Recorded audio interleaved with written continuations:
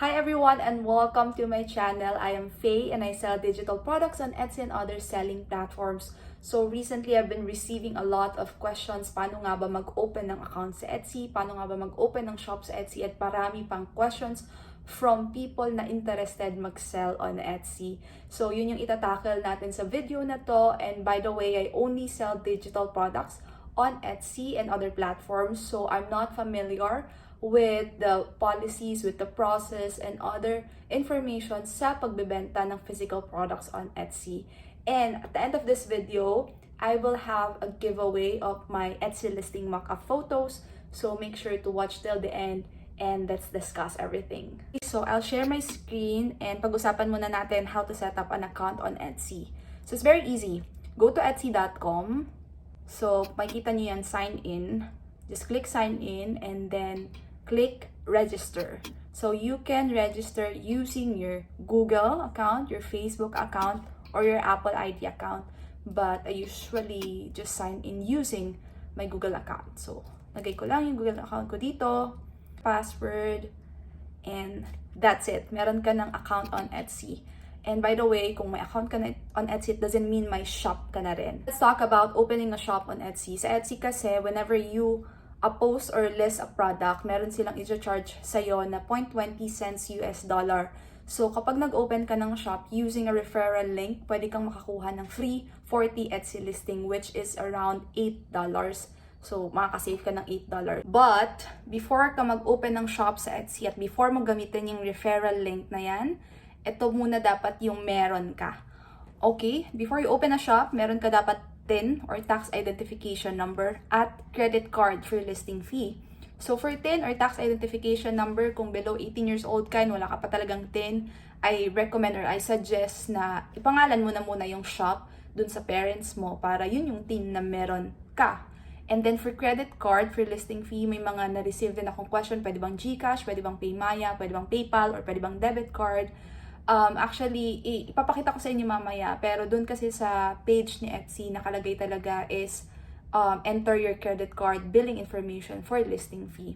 So, I haven't really tried na ilagay yung debit card information ko. The next thing na dapat meron ka, at least isang product na ibebenta. Why am I saying this? Kasi pag nag-open ka ng shop sa Etsy, dire-diretso yung process niya, dire-diretso yung steps niya from setting up an account to listing one product. So, hindi mo siya mako-continue, hindi mo siya matatapos kung wala kang product na ililista. So, at least one product, pwede na yon para makapag-open ka ng shop.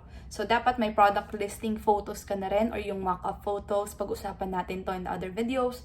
Product title, product description, and of course, yung mismong digital download o yung PDF kung nasaan yung link ng digital download mo. So, pakita ko na sa inyo paano mag-set up ng shop sa Etsy. So, first, syempre, kung gusto niyo makakuha ng free 40 Etsy listing, punta kayo dito. Alam niyo na kung saan. And then, click niyo tong open your Etsy shop and get 40 free Etsy listing. Copy niyo lang yung link. And then, open niyo dun sa kung saan kayo nag-set up ng account niyo sa Etsy. So, pagkalagay niyo dyan, ito yung makikita niyo. Open an Etsy shop and list your first 40 items free.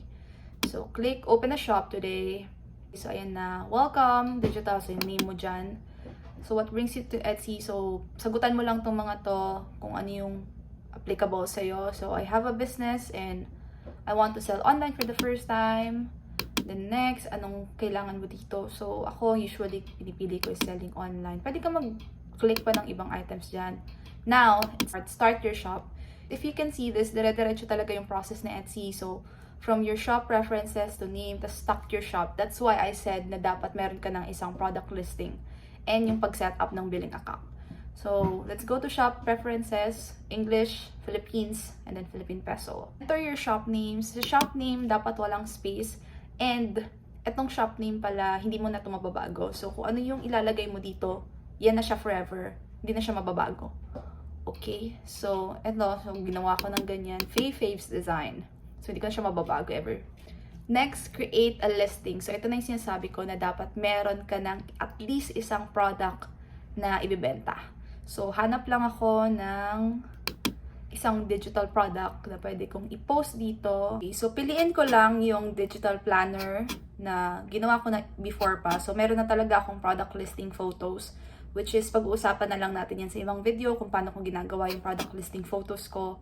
And then you can upload also video. So actually, a lot of people recommend na maglagay ng video. Pwede yung parang ginawa mo lang sa Canva, or pwede ring actual video of your digital product na ginagamit. And the next is title. So dito sa title, make sure ubusin nyo lahat yung characters, as in ubusin nyo. Ilagay nyo lahat ng keywords na pwedeng ilagay.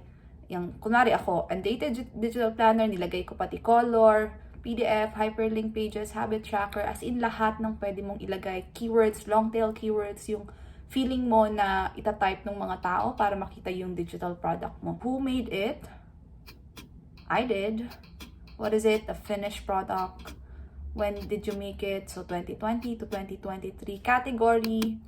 Dito, syempre, piliin nyo na lang kung ano yung category ng digital planner, ng digital product nyo. Ayan, make sure fill upan nyo yung mga color. Yung occasion, okay lang na wala. And then type, make sure na i-click nyo tong digital, okay?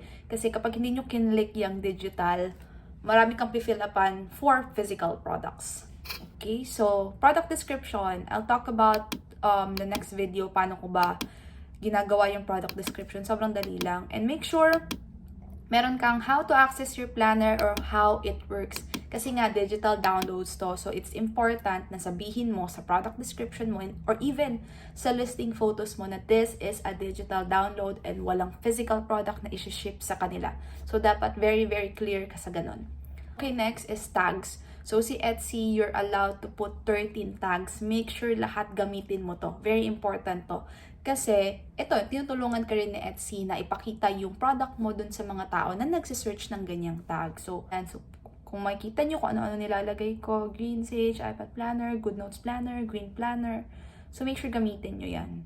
Next is yung price nyo. And then, quantity, nilalagay ko is $9.99 since digital product siya. So, max mo kasi na malalagay dyan is $9.99.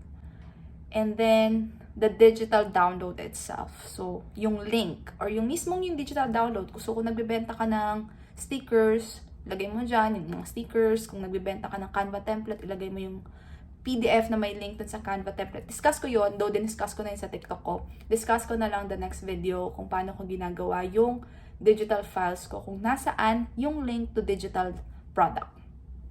Ilagay ko na yung link to Undated Digital Planner ko. And, ayan, okay na yan. Next, save and continue. Great job on your listing. So, do this later lang kasi parang papa-add ka pa niya ng more listing. So, do this later. And, discuss natin how you'll get paid. So, dito nila i-deposit. If ever na meron ka ng sales, dito nila i-deposit yung revenue mo. So, set up ko lang to. Of course, individual. Then, lagay niyo yung country of resident, first name, last name, birthday, and then, ito yung TIN na sinasabi ko. So, lagay ko lang yung mga details ko. Your bank information. So, nilagay ko is BDO, and then yung Swift code, masisearch nyo yan sa internet. So, yan, BDO Swift code. So, copy nyo lang yan. And then, paste dito. And then, account number. So, and save and continue, then kailangan mong mag-upload ng ID mo. That's why yung TIN mo and lahat ng details dun sa owner is dapat same dito sa ID na ilalagay mo. So, ito yung mga pwede na ID. So, driver's license, passport, residence permit, voter ID, and identity card. So, I think yung sa identity card, any card to na pwede mong ilagay. Basta valid siya. So, ito na yung setup of billing. So, di ba yung kanina sabi ko about sa nagtatanong if pwede ba yung debit card, pwede ba yung GCash, pwede ba yung PayPal, pwede ba yung Paymaya. If you can see kasi dito sa page ni Etsy, add a credit card talaga yung nakalagay. So, pwede nyong itry kung gagana yung debit card. But, yeah, I put here yung credit card ko. Yan, yung credit card. So, i-set up ko lang yung sa akin. So, this is the last step, yung shop security mo. Maraming nagtatanong and nagsasabi na hindi pwede sa Filipino yung Etsy kasi nga kailangan ng OTP, and dito sa SMS pag i-click nyo kasi wala kang option to put yung Philippine number. So, I'll just show you ha. Yung SMS, makita nyo yan, ito lang yung option. So, wala talagang Philippines. So, walang +63. Even if ilagay ko yung number ko dyan, sasabihin niya invalid phone number, try again. So, ano yung workaround dito? Instead of SMS or phone, click the Authenticator app. Now, ano yung kailangan mo dito sa Authenticator app? Very, very easy. Kailangan mo lang mag-install ng Authenticator app on your phone. It could be Apple or Google app. So, what do I recommend? So, ang ginagamit ko talaga personally is Microsoft Authentication app and then yung Google Authentication app. Pero any authentication app na meron ka, mag-work yan. Open yung authentication app and then yung QR code. So, may QR code dyan and then i-scan mo lang siya sa phone mo and then lalabas yung code para ilagay mo dyan. So, enter the code from your Authenticator app. Very, very easy. And then, continue. And then, meron silang ibibigay na backup code. So, make sure na isi-save mo yan in case na hindi mo na ma-open yung shop mo or may nakalimutan. Just click open your shop and that's it. Your shop is open for business. So, kung makita niyo dito, wala pang ka-info-info yung shop natin. Wala pa akong picture, wala pa akong banner, wala pa akong announcement. So, yun yung mga required para alam mo yun, mas maging professional tignan yung shop mo. And yun yung pag-uusapan natin the next coming video. That's it, yung pag-open ng account and pag-open ng shop sa Etsy. And I'll just discuss or answer yung mga common questions na na-receive ko. What is listing fee? So, yung 0.20 cents US dollar, ito yung china-charge ni Etsy every time na nagle-list ka ng products, whether makabenta ka or hindi. So, yung kanina, di ba, nag-list ako ng digital planner. Wala pa akong benta, pero chinarge na ako ni Etsy ng 0.20 cents US dollar. So, good for how many months yon? Good for 4 months yung listing fee na yun, yung 11 pesos na yun. So, kung hindi ka nakabenta for 4 months, hindi mo nabenta yung digital planner na yun, i-renew ni Etsy yung listing mo at magbabayad ka ulit or charge ka niya ulit ng 0.20 cents US dollar dun sa listing na yun. And yung 0.20 cents, every time din na nakakabenta ka, china-charge ni Etsy yun. So, para na siyang recurring cost or para na siyang part talaga ng cost nung product mo. Second question, meron pa bang china-charge si Etsy dun sa product mo once makabenta ka? Yes, meron. Meron silang processing fees and transaction fees na almost 11% plus 25 pesos. So, yun yung binabawas. I-discuss ko na lang, ipapakita ko yun sa next video ko. Third question, ano daw ba yung magandang digital product na ibenta? So, sobrang dami kasing digital products na pwedeng ibenta, no? And depende yan sa'yo kung ano yung skills na meron ka, kung ano yung knowledge na meron ka, kung magaling ka sa graphic design, pwede ka magbenta ng mga graphic design arts. Kung magaling ka sa Canva, you can sell Canva templates. Actually, hindi nga ako magaling sa Canva, pero nagsisell ako ng Canva templates. Pwede ka mag-sell ng planners, pwede ka mag-sell ng mga PNG, SVG, pwede ka mag-sell ng business templates, even Excel, Word file, may mga bumibili. Pwede ka rin mag-sell ng mga parang Instagram post templates, social media content. So, I'll just talk about digital products ideas sa ibang video kasi sobrang dami talaga na pwede mong ibentang digital products. So, yun lang muna yung masasagot kong questions. I'm really, really sorry. I know ang dami ko pang questions na hindi nasasagot and I promise na I will try my very, very best na masagot yung mga questions nyo. Just make sure na ilagay niyo yung questions nyo sa comments down below or message nyo ako sa TikTok para ma-check ko and ma-make sure ko na masama ko siya sa discussion ko sa next video. And of course, as promised, I will have a giveaway of my ebook on how to sell digital products. So, yung ebook kasi na to, hindi lang siya teaching how to sell digital products, hindi ka lang magbabasa. So, inside this ebook, merong mga digital products inside. Meron akong listing mock photos doon, may mga recipe book, may ebook template, course workbook template, may digital planner, Canva template na you can sell as PDF or printable. And sobra talagang daming laman na digital products inside. I'll choose 2 person, okay? 2 person na makaka-receive nung ebook ko for free, including yung mga digital products inside. What you need to do, very, very simple. First, subscribe to my YouTube channel, of course. Second, like this video and comment done.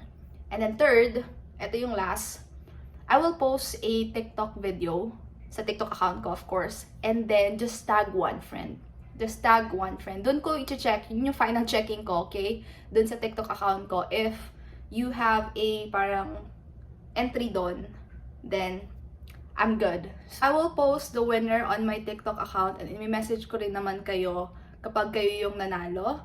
And I am gonna post this video kasi ng May 4 and I will pick the winner or choose the winner on Monday, which is, May 8th. May 8. Ayun lang, thank you so much for watching this video and make sure to subscribe because dami ko pa talagang i-share na tips on how to sell digital products. I just want to end this video saying na everyone can literally sell digital products and earn money online. Kasi ako nga wala akong ka-artistic or hindi talaga ako creative and hindi ako professional graphic designers. My day job is an accountant, so numbers talaga. So, never in my entire life naiisipin ko na magbibenta ako ng mga templates or mga digital products or even ebook. So, ayun lang, maybe spend 1 weekend or spend 1 day or spend at least 1 hour or 2 hours a day learning about digital products. Alam niyo yun, kalikutin niyo ang Canva and all of that. So, ayun lang. Thank you so much again. Bye-bye.